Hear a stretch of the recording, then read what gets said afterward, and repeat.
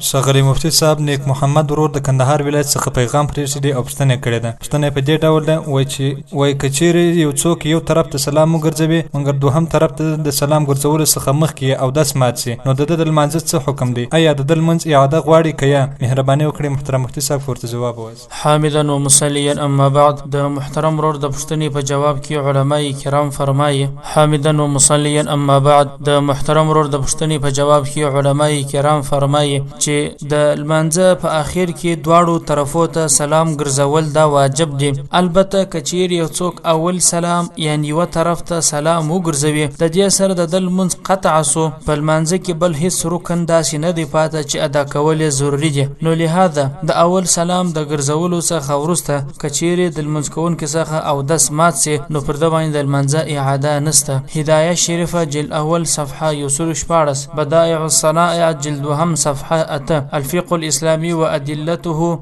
جلد ولسم صفحة 12. والسلام عليكم ورحمة الله وبركاته.